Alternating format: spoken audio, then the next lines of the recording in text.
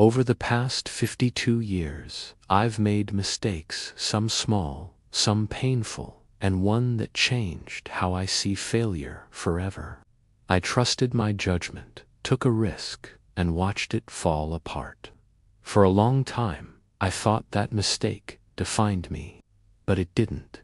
It reshaped me. Today, I see mistakes not as proof that we failed, but proof that we lived, tried, and learned. By the end of this video, I hope you'll see your own past mistakes with a little more kindness. 52 years is a long time to live inside one life, long enough to watch the world change, long enough to see people come and go, long enough to realize that most of what shapes us doesn't come from our wins but from our missteps. When I was younger, I believed life followed a simple formula. Work hard, be honest, do the right thing, and things would eventually fall into place. Sometimes they did, sometimes they did, and single quotes, and no one tells you how heavy that realization can feel. Mistakes don't always arrive loudly. They don't announce themselves as life-changing moments. Often, they begin quietly through a decision that felt reasonable at the time, a risk that seemed calculated, a choice you made with the best information you had. Only later do you realize the cost. Mistakes sit with you. They follow you into quiet rooms. They replay themselves when the world slows down, and they raise questions that don't have easy answers. Why didn't I see this coming? What if I had chosen differently? Was I careless or just hopeful? For a long time, I believed mistakes were proof that I had failed, that they meant I was behind, that somehow others had figured life out and I hadn't. But that belief was incomplete, because mistakes aren't the end of the road. They are the beginning of understanding. And one decision I truly believed in was about to teach me that lesson the hard way. Most mistakes don't arrive like disasters. They don't come with alarms or warnings. They don't announce themselves as turning points. They begin quietly, with a decision that feels reasonable, with a choice that makes sense at the time, with confidence that feels earned. That's what makes them dangerous. At first, everything seems fine. Life keeps moving. Days pass. Conversations continue. And somewhere deep inside, there's even a sense of relief. You think you chose well, but then, slowly, something shifts. A small doubt appears. A result doesn't match expectations. An outcome feels off. You brush it aside. Everyone does. You tell yourself you're You remind yourself that not everything works immediately, that patience is part of the process. I did the same. I kept moving forward, believing time would smooth out the rough edges, believing that effort alone would correct the course. But mistakes don't disappear just because we ignore them. They wait. They show up in quiet moments when the house is still, when the noise of the day fades. They replay conversations in your mind. They revisit decisions you can't undo, and they bring questions that don't ask for permission. What if this doesn't work? What if I misjudged this? What if I trusted the wrong instinct? Those questions don't come from fear. They come from awareness. For the first time, I felt the weight of uncertainty, not the kind that excites you, but the kind that settles in your chest, the kind that makes you realize that not all effort leads to progress, and that realization can be unsettling, because when you're younger, mistakes feel temporary. When you're older, they feel permanent. You start measuring time differently. You think about what's left, not just what's ahead, and that makes every decision feel heavier. I didn't panic. not yet. But something had changed. The confidence I once carried so easily now required reassurance. I started double-checking myself, questioning instincts I had trusted for years, wondering if experience had made me wiser or just more cautious. I didn't know it then, but this was the moment before everything unraveled. The calm before the lesson, and the risk I believed in, was already beginning to crack. There's a moment in every mistake when you realize something isn't right. Not loudly, not suddenly. It doesn't arrive with panic or warnings. It arrives quietly, almost politely. And the dangerous part is this: by the time you notice it, you've already invested trust. For me, it started with small inconsistencies, minor delays, conversations that felt just slightly off, numbers that didn't line up the way they should have. Nothing alarming on its own, nothing that screamed failure, but together they formed a pattern. At the time, I told myself this was normal. Every worthwhile effort meets resistance. Every meaningful risk comes with friction. I reminded myself of other moments in my life when patience paid off, when staying the course turned doubt into progress. So, I did what committed people do. I adjusted. I worked harder. I invested more time, more focus, more belief. That's the part no one warns you about, the phase where you give more to something that's already slipping.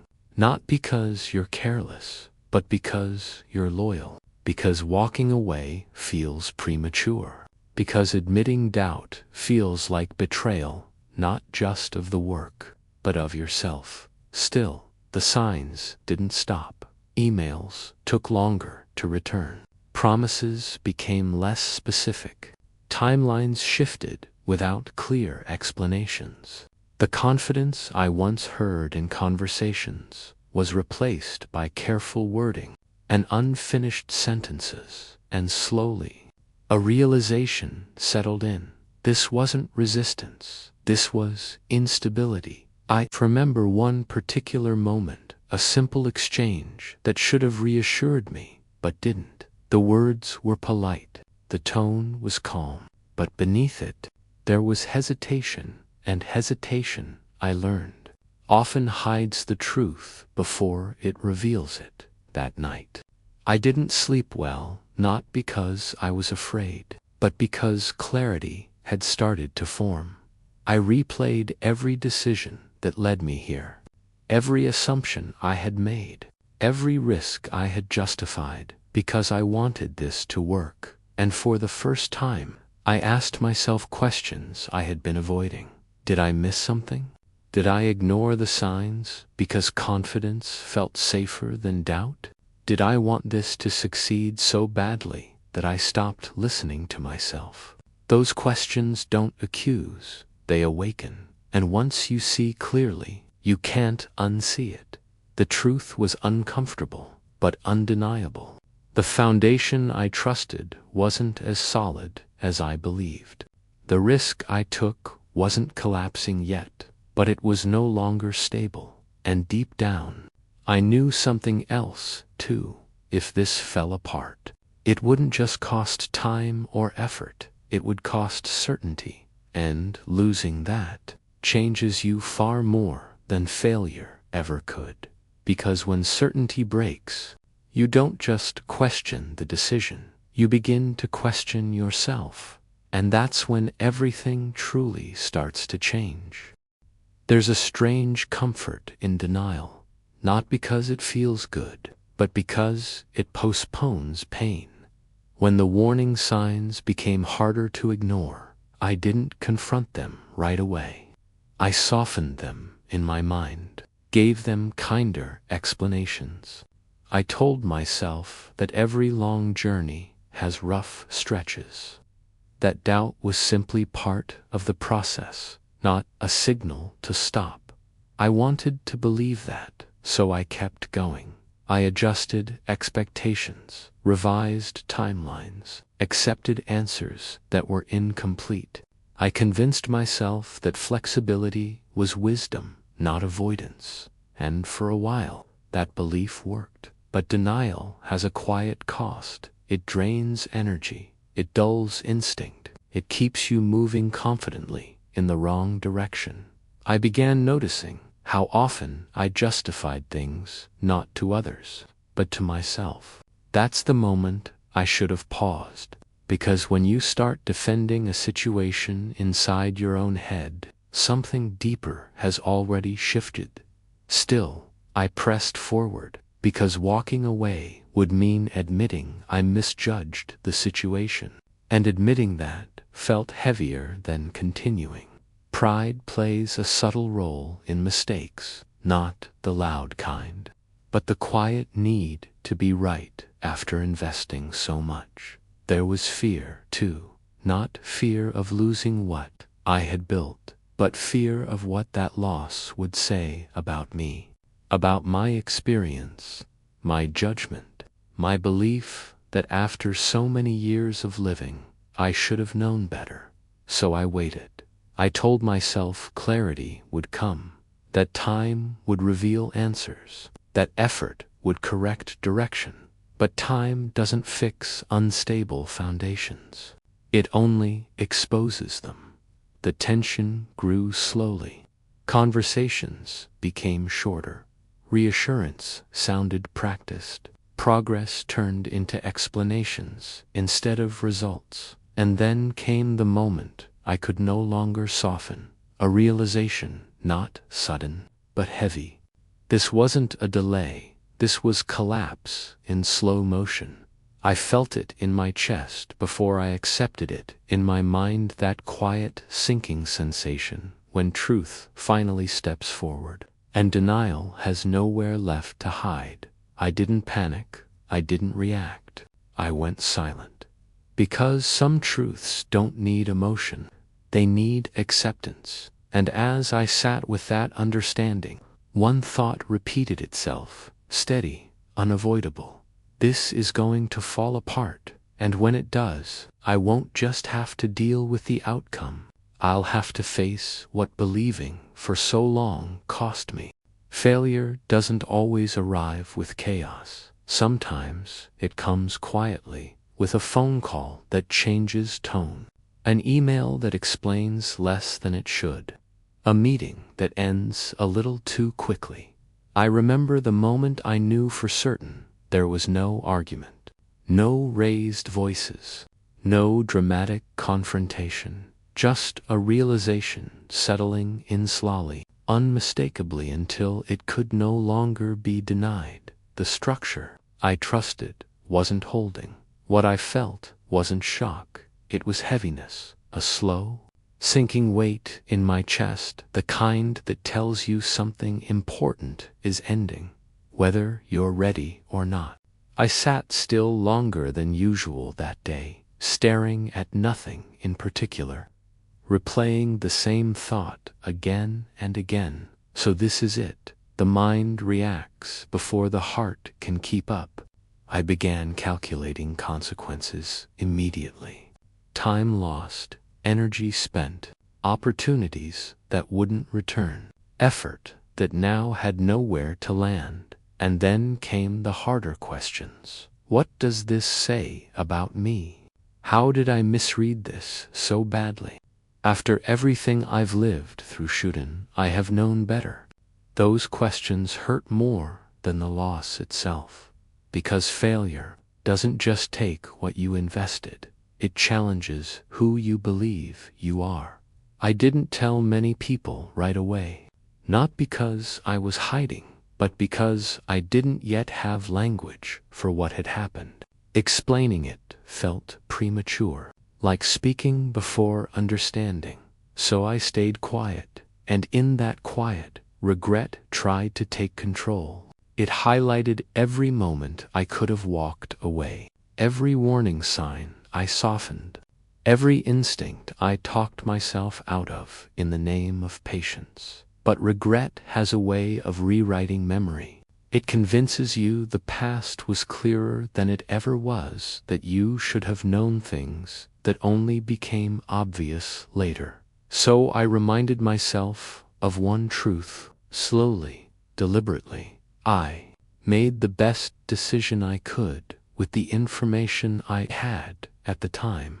That realization didn't erase the pain, but it stopped it from turning into shame. And as the reality of the collapse settled in, another understanding emerged, one I hadn't expected, but couldn't ignore. This wasn't the end of my story, but it was the end of certainty, and what came next wouldn't test my ambition. It would test my identity.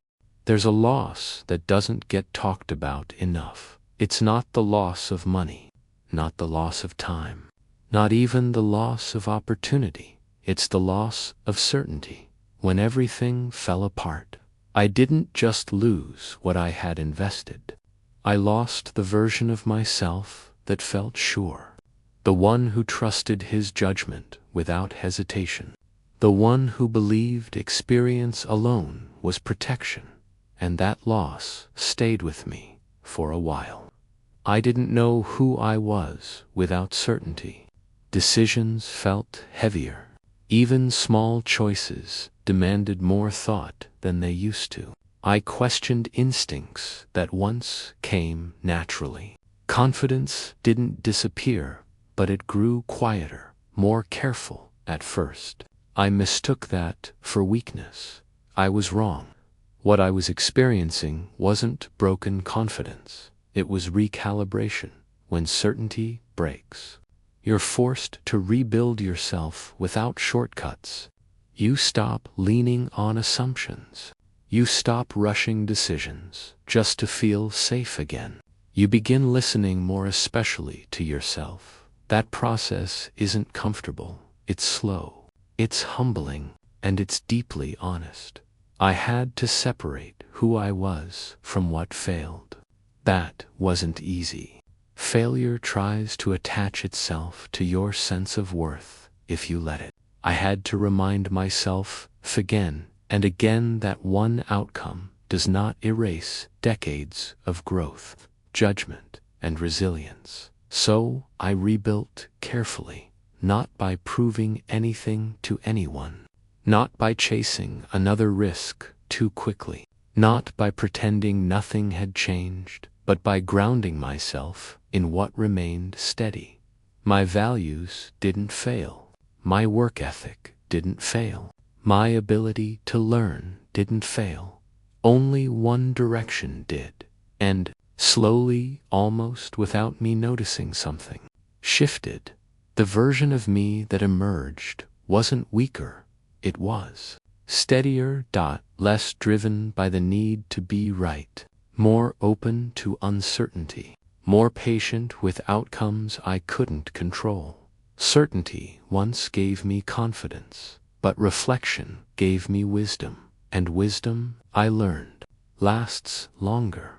I didn't return to who I was before the failure. I became someone quieter, clearer, more grounded.